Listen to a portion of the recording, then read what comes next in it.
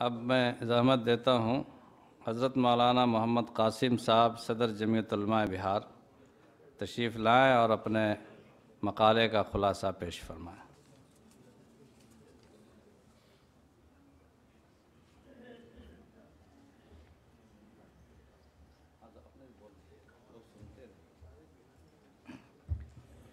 بسم اللہ الرحمن الرحیم الحمد للہ رب العالمین والصلاة والسلام علی سید المرسلین وعلی آلہ وصحبہ اجمعین، اما بعد۔ حضرت صدر محترم امیر الہند جناب قاری سید عثمان صاحب منصور پوری، قائد ملت حضرت مولانا سید محمود اسعد مدنی دامت برکاتہم، علماء کرام، بڑی خوشی کی بات ہے کہ ابھی آپ حضرات کے سامنے ابو المحاسن مولانا سجاد رحمۃ اللہ علیہ کے سلسلے میں تأثرات پیش کیے گئے،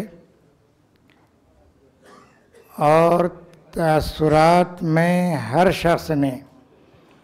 اس بات کا اظہار کیا کہ مولانا ابو المحاسن سجاد رحمۃ اللہ علیہ نے وہ کام کیا ہے اپنی زندگی میں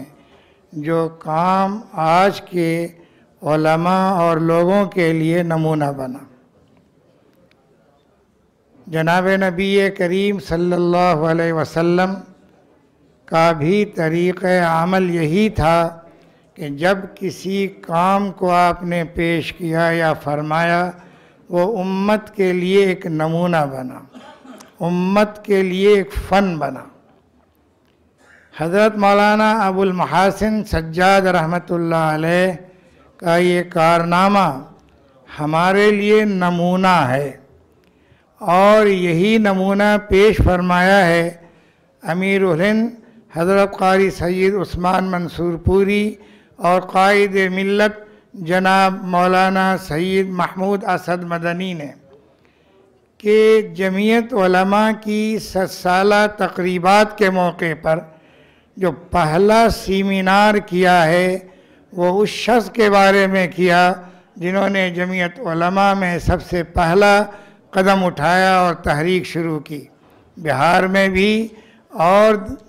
ہندوستان میں بھی۔ گویا صوبہ بہار ایک ایسا صوبہ ہوا ہے جس کے عالم جید نے ایک ایسے کام کا آغاز کیا جس کا تذکرہ آج 100 سال کے بعد بھی ہو رہا ہے۔ صوبہ بہار نے ابھی 17 مارچ کو ایک ایسی کانفرنس کیا ہے جس میں حضرت مولانا سید محمود اسعد مدنی نے اعلان فرمایا